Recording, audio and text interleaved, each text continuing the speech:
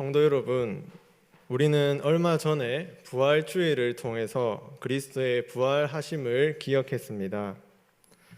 사랑방 모임 중에 한 성도께서 이렇게 말씀하셨습니다. 우리는 매 주일 부활을 기억하며 그 기쁨을 누려야 한다. 저는 이 말을 듣고 이분이 참 대단하다고 생각했습니다. 맞습니다. 그리스도의 부활은 부활절뿐만 아니라 우리가 매 주일 누려야 하는 기쁨입니다. 그리스도의 부활을 기점으로 성도들은 토요일이 아니라 주의 날, 주일에 모이게 되었습니다. 이런 점에서 부활이 아주 중요하다는 것은 다들 아실 것입니다. 하지만 예수님의 사역이 부활에서 끝난 것이 아니라 부활 이후에 어떤 일을 하셨습니까? 바로 하늘로 승천하셨습니다. 우리는 부활만큼이나 예수님의 승천을 기억해야 합니다.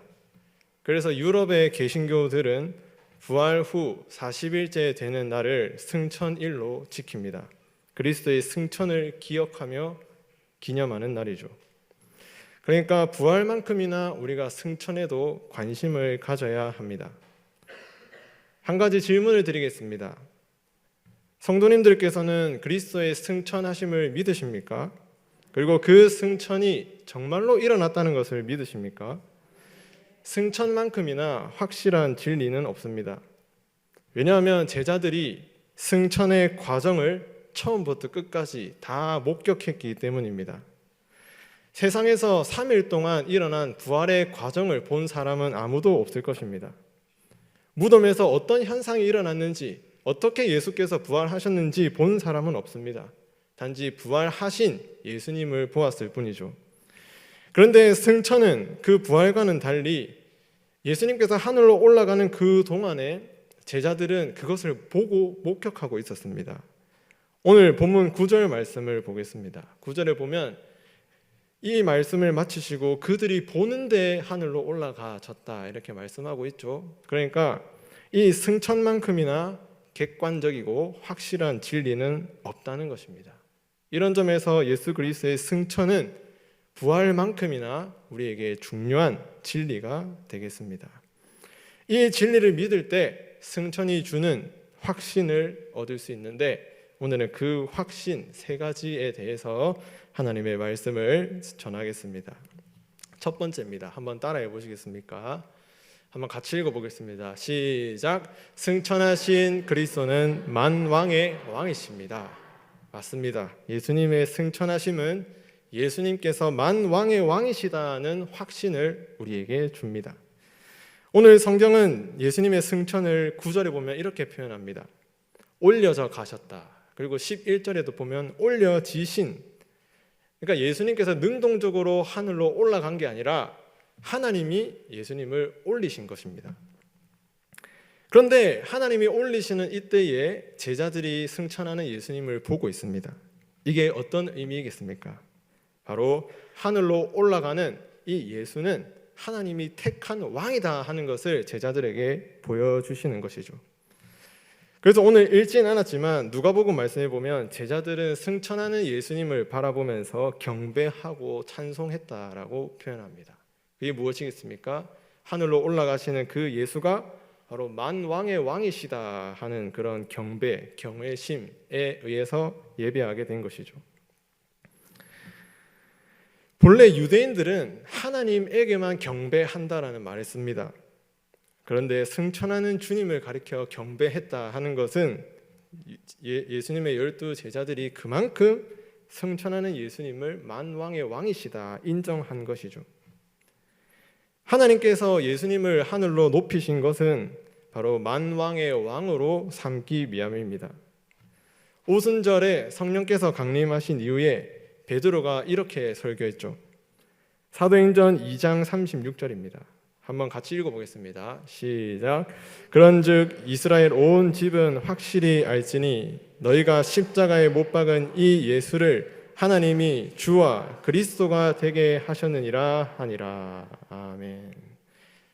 하나님이 예수를 어떤 분으로 삼았다 합니까? 본문에 보니까 주와, 주님이란 말이죠. 주와 그리스도로 삼으셨다 하는 것입니다. 물론 예수님이 승천하실 때에야 비로소 주님이 된 것은 아닙니다. 이미 예수님께서는 성부, 성자, 성령 동등하신 하나님이셨고 그럴 만한 충분한 자격을 가지고 있었습니다. 그런데 승천을 통해서 적어도 그 승천을 목격하는 제자들에게 바로 이분이 온 우주의 왕이다 하는 것을 보여주고 드러내기 위해서 그렇게 하신 것입니다. 예수님의 승천으로 예수님은 만왕의 왕이시요 만주의 주이심을 드러내신 것입니다. 예수님이 왕이시다 하는 것은 바로 예수 그리스도의 왕권을 가리킵니다. 에베소서 1장 23절 말씀에 보면 또 만물을 그의 발 아래에 복종하게 하시고 그를 만물 위에 교회의 머리로 삼았다 이렇게 말씀하고 있는데 교회의 머리로 삼았다는 저거를 헬라어로 번역하면 이렇습니다. 하나님께서 그를 만물 위에 계신 머리로 교회에 주셨느니라. 그러니까 승천하신 예수를 하나님은 만물의 머리로 만물의 으뜸으로 삼으신 것입니다. 이게 바로 예수 그리스도의 왕권 또는 예수 그리스도의 주권이라고 합니다. 예수님은 온 우주의 왕이 되십니다. 그래서 이 그리스도의 왕권을 아주 멋지게 표현한 한 사람이 있는데 한번 보시겠습니까? 네덜란드의 정치가이자 신학자였던 아브라함 카이퍼라는 사람은 암스테르담의 자유대학교를 설립한 후에 그리스도의 주권을 이렇게 고백했습니다. 한번 같이 읽어보면 좋겠는데요. 읽어보겠습니다. 시작. 온 세상을 주관하시는 그리스도께서 이것은 내 것이다 라고 선포하시지 않는 부분은 우리 인생의 전 영역에서 단 한 뼘도 없다.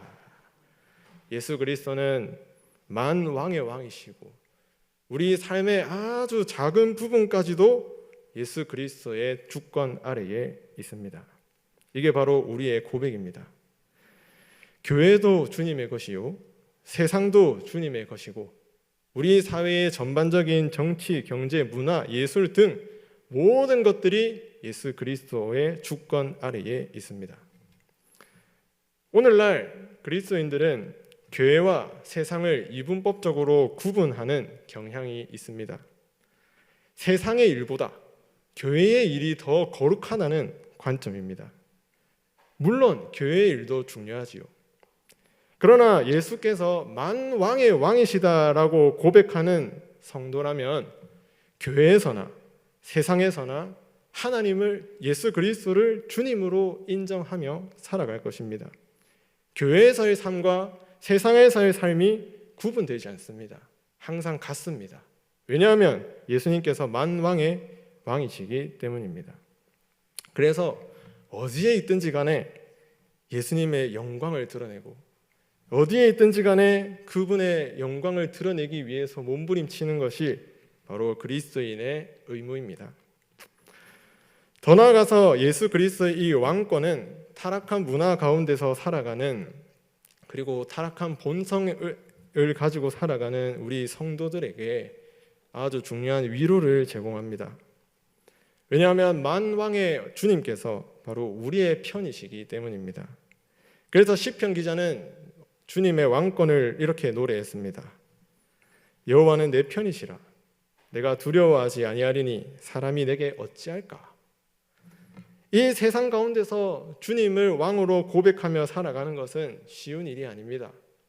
세상의 가치관을 거절하고 세상 사람들이 살아가는 방식이 아니라 주님의 영광을 위해서 살아가야 되는 것이죠. 그런데 이 시편의 시인은 그 가운데서도 위로를 누립니다. 두려워하지 않습니다. 왜냐하면 만왕의 왕이 내 편이기 때문입니다. 성도 여러분, 승천하신 주님께서는 우리 편이십니다. 믿으십니까? 우리가 어떤 삶을 살든지 간에 세상에서 어떤 고난을 당하든지 간에 세상에서 치열하게 주님의 영광을 드러내며 살아가는 그때에 주님께서 우리의 편이 되십니다. 그러니 세상이 우리에게 어떤 공격을 가할 수 있겠습니까? 어떤 성도들은 주의를 지키기 위해서 직업을 선택하는데 어려움을 겪기도 합니다. 또 어떤 성도들은 세상의 물질 만능주의의 가치관에 도전하면서 어려움을 겪기도 합니다. 또 어떤 성도들은 신앙 때문에 우리가 가지고 있는 이 믿음 때문에 불이익을 당하는 사람들도 많이 있습니다. 그런데 그런 불이익 속에서도 우리에게 위로가 무엇입니까? 바로 승천하신 주님이 나의 왕이시다 하는 것입니다. 그분이 우리를 지키시고 보호해 주십니다. 반드시 그렇게 하실 것입니다. 그래서 성도 여러분, 예수 그리스도의 승천은 그분이 만왕의 왕이시다 하는 확신을 우리에게 제공합니다. 적어도 이 확신을 가진 성도들은 세상의 압박과 고난 가운데 결코 굴복하지 않을 것입니다. 오늘 성령님께서 이 확신을 우리 마음속에 일으켜 주시기를 간절히 축복합니다. 두 번째입니다. 한번 같이 읽어보겠습니다. 시작. 승천하신 그리스도께서 성령을 보내셨습니다.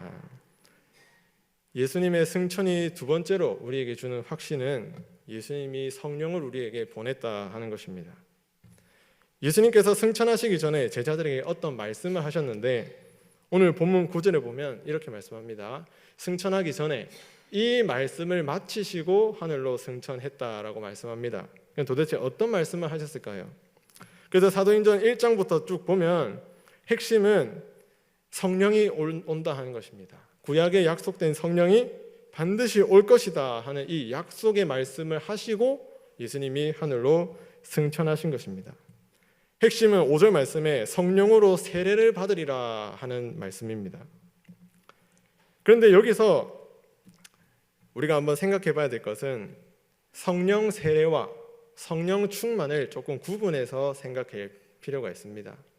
여러분, 우리가 세례를 반복적으로 받습니까? 일생에 단 한 번 예수 그리스도를 믿을 그때에 우리가 세례를 받게 되죠.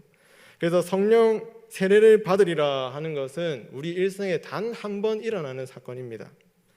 우리가 예수 그리스도를 믿을 때 성령이 우리에게 역사하셔서 우리가 다시 태어나게 하는 것이죠. 거듭나게 하시고 새 사람이 되게 하시는 이 역사가 바로 성령 세례입니다. 그리고 성령 충만은 무엇입니까? 충만이라는 것은 지속적이고 반복적인 사역을 가리킵니다. 그러니까 우리가 성령 세례를 받았지만 우리는 늘 성령으로 충만해져야만 합니다. 성령의 은혜로 살아야 되죠. 이런 점에서 성령 충만은 반복적으로 일어나는 사건입니다. 우리가 거룩하게 살아갈 때, 하나님의 말씀을 지키려고 할 때, 우리가 점점 성화되는 삶을 살 때 이 성령 충만이 필요한 것입니다. 아무튼 간에 예수님께서는 성령이 올 것이다 라고 하는 이 약속의 말씀을 주신 후에 하늘로 승천하셨습니다. 그런데 성령을 보내시겠다는 이 약속은 요엘 선지자를 통해서 이미 약속하신 말씀이었습니다. 요엘서 2장 28절에 보면 그 후에 내가 내 영을 만민에게 부어주리니 하나님은 이렇게 약속하셨죠. 그런데 요엘서의 맥락에서 보면 하나님께서 이 약속을 주신 이유는 바로 이스라엘 백성들을 향한 사랑 때문이었습니다. 요엘서 2장의 맥락에서 쫙 보면 하나님이 성령을 보낼 것이다 약속하기 전에 어떤 말씀이 있냐면 요엘 선지자가 타락한 백성들에게 회개를 촉구합니다. 너희는 옷을 찢지 말고 마음을 찢고 여호와께 돌아오라 이렇게 요엘 선지자가 외쳤던 것이죠. 그런데 한번 생각해 보십시오. 죄인이 스스로 돌이킬 수 있습니까? 죄인은 타락했기 때문에 스스로 돌이킬 수 없습니다. 그래서 하나님께서 그 백성들이 향한 사랑 때문에 하나님께로 다시 돌아올 수 있도록 성령을 약속하셨던 것입니다. 그래서 요엘서에 보면 또 이런 말씀이 있습니다. 저기 앞에 나오진 않지만 그때의 여호와께서 자기의 땅을 극진히 사랑하시어 그의 백성을 불쌍히 여기실 것이라. 회개를 촉구했고 회개하지 않는 백성들을 향해서 극진히 사랑하시고 불쌍히 여기실 것이라 말씀하신 후에 내가 내 영을 만민에게 부어주리라 이렇게 약속하셨던 것이죠. 그러니까 하나님께서는 스스로 회개하고 돌이킬 수 없는 그 죄인을 극진히 사랑하시고 그들을 너무나도 사랑하시기 때문에 성령을 보내어서 회개할 수 있도록 도우신 것입니다. 이 약속이 예수 그리스도의 승천을 통해서 이루어졌습니다. 요한복음 16장 7절 한번 같이 읽어보겠습니다. 시작. 내가 떠나가는 것이 너희에게 유익이라. 내가 떠나가지 아니하면 보혜사가 너희에게로 오지 아니할 것이요 가면 내가 그를 너희에게로 보내리니. 아멘. 성령이 언제 온다고 합니까? 예수님께서 올라가셔야만 온다는 것입니다. 이 일을 위해서 예수님이 승천하시고 승천하신 후에 오순절에 성령이 임하게 된 것입니다. 그래서 오순절에 성령이 온 후에 어떤 일이 일어났습니까? 회개의 역사가 나타나기 시작했습니다. 자기들이 십자가에 못 박은 그 예수가 하나님이 만왕의 왕으로 택한 분이시다 하는 것을 깨닫게 되자 많은 사람들이 마음의 찔림을 받고 형제여 우리가 어찌할꼬 탄식하면서 자기들의 죄를 고백하고 하나님 앞에 돌이키게 된 것입니다. 성령이 회개의 은혜를 베푸신 것입니다. 이게 바로 하나님이 우리를 향해서 베푸시는 그 크신 사랑이라 말할 수 있습니다. 이렇게 성령님은 회개의 역사도 하시지만 성령님께서 하시는 가장 주된 일의 일부일 뿐입니다. 성령이 하시는 가장 주된 일이 무엇일까요? 그것은 예수님께서 이 땅에서 행하신 구속사역들, 이 땅에 오시고 고난받으시고 십자가에 죽으시고 부활하신 이 그리스도께서 이루신 그 유익들을 우리에게 적용시켜 주시는 일을 하십니다. 만약에 성령이 오지 않았다면 예수님과 우리는 아무런 상관이 없습니다. 예수님의 십자가와 부활, 그거는 우리와 아무런 상관이 없습니다. 그런데 성령이 오셨기 때문에 성령이 사람들 마음에 역사하셔서 예수 그리스도의 유익에 우리를 참여할 수 있도록 도와주시는 것입니다. 이렇게 묶어줘야만 우리가 구원을 받아 생명을 얻게 되는 것이죠. 그래서 고린도전서 2장 12절 말씀에 이렇게 말씀합니다. 우리가 세상의 영을 받지 아니하고 오직 하나님으로부터 온 영을 받았으니 이는 우리로 하여금 하나님께서 우리에게 은혜로 주신 것들을 알게 하려 하심이라. 여러분, 하나님께서 우리에게 은혜를 베푸셨다는 사실을 어떻게 압니까? 예수님께서 우리를 위해서 죽었다는 사실을 어떻게 압니까? 예수님의 십자가가 나를 위한 것이고 부활이 나를 위한 것임을 어떻게 알 수 있을까요? 성령이 임하셨기 때문입니다. 성령이 우리를 예수님과 하나로 연합시켜 줄 때 그것이 바로 나의 것이 되는 것입니다. 이 일을 위해 승천하신 예수님께서는 성령을 보내신 것이죠. 그래서 성경은 이것을 젖붙임이라는 말로 표현했고, 죽은 나뭇가지가 살아있는 나무에 젖붙임 될 때 살아나듯이 성령께서 우리를 예수 그리스도께로 묶어주실 때, 젖붙임 될 때 우리가 생명을 얻는다라고 말씀하는 것입니다. 이런 점에서 성령님의 주된 사역은 우리를 예수 그리스도와 하나 되게 하는 것입니다. 이 일이 있어야 우리가 구원에 이를 수가 있습니다. 그렇다면 어떻게 하나 될 수 있을까요? 우리의 행위로 예수님과 하나가 될 수 있을까요? 열심히 교회 봉사하면 하나 될 수 있을까요? 그렇다고 교회 봉사가 중요하지 않다는 말은 아닙니다. 우리의 행위나 노력으로는 연합될 수 없다는 말입니다. 이 일을 위해서 우리에게 믿음이 필요합니다. 그런데 이 믿음은 성령님께서 우리 마음속에 불러 일으켜 주십니다. 언제 믿음을 주실까요? 하나님의 말씀을 들을 때, 승천의 복음을 듣고 승천의 확신을 들을 때 성령님께서 우리 안에 믿음을 주시고 이 믿음으로 예수 그리스도에게 참여할 수 있도록 도우시는 것입니다. 오늘 성령님께서 우리에게 이 확신 주시기를 축복합니다. 우리가 그리스도와 하나 되었다는 이 확신, 믿음으로 말미암아 예수 그리스도와 하나 된다는 이 확신, 이게 바로 성령의 주된 사역입니다. 이게 바로 우리를 향한 하나님의 극진하신 사랑이고, 이 사랑 때문에 우리가 회개하고 돌이켜 그리스도와 하나 될 수 있었던 것이죠. 오늘 성령께서 성도님들의 마음속에 이 확신 심겨주시기를 축복합니다. 세 번째는 한번 같이 따라해 보겠습니다. 시작. 승천하신 그리스도는 죄 용서의 확신을 줍니다. 마지막으로 승천하신 주님께서 주시는 확신은 죄 용서 받았다는 확신입니다. 예수님께서 하늘로 올려지신 것은 하나님이 올린 것이죠. 그러면 다른 말로 하면 하늘이 열렸다는 뜻입니다. 이에 대해서 히브리서 기자가 이렇게 표현했는데요. 그리스도께서는 참것의 그림자인 손으로 만든 성소에 들어가지 아니하시고 바로 그 하늘에 들어가서 이제 우리를 위하여 하나님 앞에 나타나시고, 이렇게 말씀했습니다. 그러니까 사람들이 만든 그 성소가 아니라 하늘 성소에 승천하심으로 들어가셨다는 말씀입니다. 이게 무슨 말일까요? 대제사장이 성소에 들어가 하나님을 예배하고 백성들과 하나님 사이에 중보자로서 사역했듯이 승천하신 예수님께서는 그냥 승천한 게 아니라 하늘 성소에 들어가서 하나님과 우리 사이에서 영원하신 대제사장의 사역을 감당하기 위해서 승천하셨다는 것을 말씀해 줍니다. 하늘 성소에 들어간 주님은 우리의 대언자라고 말씀합니다.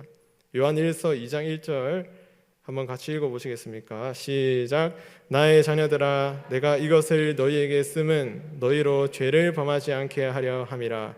만일 누가 죄를 범하여도 아버지 앞에서 우리에게 대언자가 있으니 곧 의로우신 예수 그리스도라. 아멘. 승천하신 그리스도는 하나님 앞에 서서 우리를 위해서 대언자의 역할을 하십니다. 이게 무엇이겠습니까? 다른 말로 하면 변호사란 뜻이죠. 이 세상에서도 아무리 큰 죄를 범한 사람도 변호사를 선임할 수 있는 권한이 있는데, 하물며 만왕의 왕께서 하나님의 보좌 앞에서 우리를 변호해 주신다? 이게 얼마나 감사한 일이겠습니까? 여기에서 우리가 죄 용서 받았다는 확신을 얻을 수가 있습니다. 여러분, 우리가 하나님 앞에 죄를 고백하는데 뭐를 근거로 용서받았다는 확신을 얻을 수 있겠습니까? 우리가 간절히 기도하며 용서받습니까? 열심히 기도하고 우리의 겸손하게 낮아져가지고 하나님 앞에 그렇게 이렇게 죄를 고백하면 하나님이 우리를 죄 용서하셨다는 확신을 얻을 수 있을까요? 중세시대 성도들이 그랬습니다. 심지어 마틴 루터라는 종교개혁자는 이제 회심하기 전에 예수님을 제대로 알고 개혁하기 전에 어떤 일을 했냐면 날마다 죄책감에 짓눌려 있었습니다. 그래서 죄책감을 해결하기 위해서 어떤 일을 했냐면 계단을 무릎으로 올라가기도 하고 자기 자신을 고행하면서 어떻게든지 죄로부터 벗어나려고 그렇게 열심히 힘썼지만 불가능했습니다. 왜냐하면 그렇게 무릎으로 계단을 올라가는 그것은 내 행위이기 때문입니다. 우리의 행위로는 죄 용서의 근거를 찾을 수가 없습니다. 그러면 우리는 어디에서 죄 용서받았다는 확신을 얻을 수 있습니까? 하나님의 보좌 앞에서 우리를 대신해서 우리를 위해서 변호해 주시고 우리가 죄를 범했을 때 하나님 앞에서 변호해 주시는 승천하신 그리스도를 의지할 때에야 비로소 우리가 죄 용서를 확신할 수 있게 되는 것이죠. 만약 이것이 없다고 생각해 보십시오. 우리는 늘 죄책감에 짓눌릴 것입니다.